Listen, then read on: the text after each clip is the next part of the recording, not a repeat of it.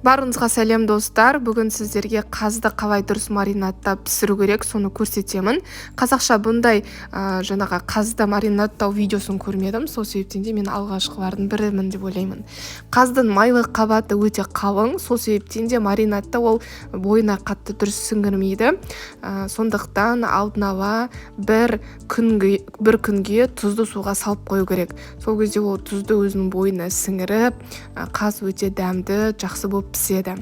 Мен осылай бір күнге салып қойдым. Одан соң енді дұрыстап маринадтаймыз. Оған бізге зәйтүн майы, бұрыш, тұз қажет. Және де соя соусы, таза табиғи бал, әртүрлі специяларды қолдануға болады. Мұның ішінде менде кориандр және де тимьян сияқты специялар бар. Мына жерде сарымсақ. Енді осылардың барлығын ыдысқа саламыз. Ең алдымен мен зәйтүн майын құйып аламын. Егер сіздерде достар зәйтүн майы болмаса, оны қарапайым күнбағыс майына алмастырсаңыздар болады. Одан соң осының үстіне қара бұрышты саламыз.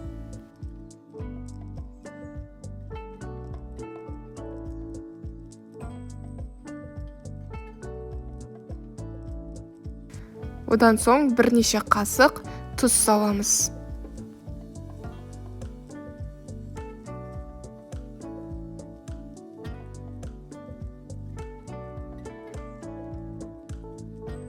Соя соусын құямыз.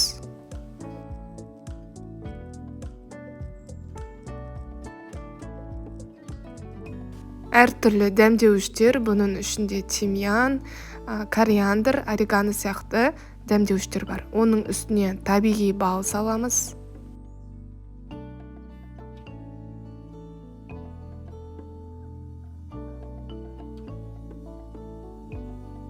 Ал сарымсақты пресстен өткізіп саламыз, немесе үккіштен өткіземіз.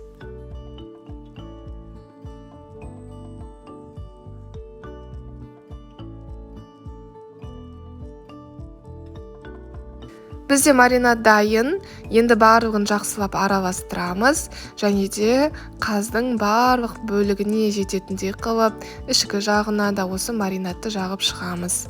Маринадтамас бұрын жақсылап осылай қағаз сүлгімен қазды кептіріп алыңыздар. Егер қаз сулы болса, онда маринад дұрыс сіңбей қалады.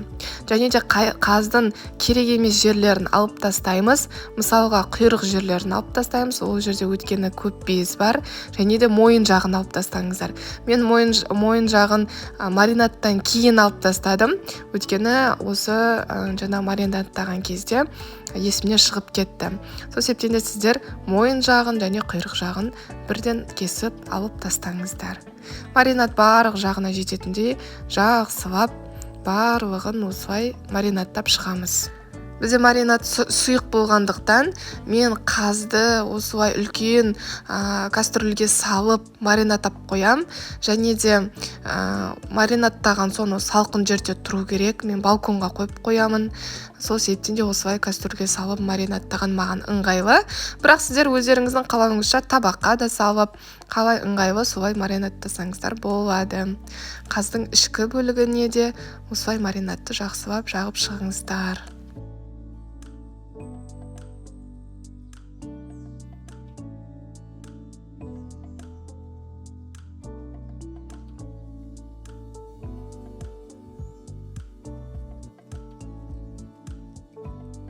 Маринадталған қаз тоңазытқышта немесе салқын жерде бір күн тұрады.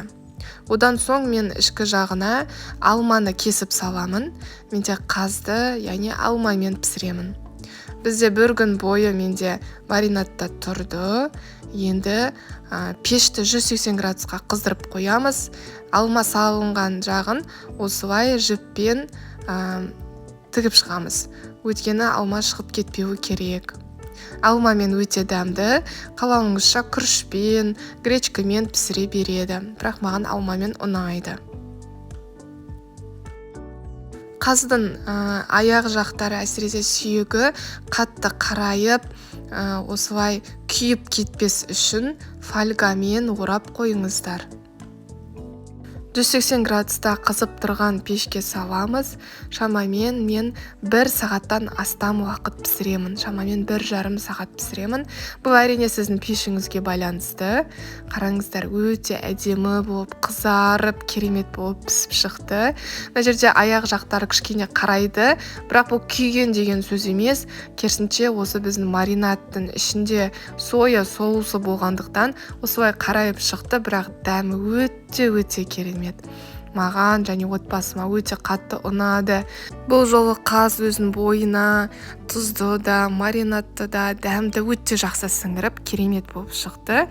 Мен өзім негізі қазды ең алғаш рет пісірген кезде дәмі жоқ, тұзы сіңбеген сияқты болып шыққан еді, бірақ бұл жолы тұзды суға салып қойған соң, тұзы керемет сіңген, ортасындағы жаңағы алмасы да керемет дәмді болып шыққан.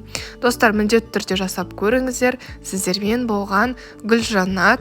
Егер видео ұнаса, лайк басып, комментарий жазуды ұмытпаңыздар. Сіздерге видео ұнады деген ойдамын.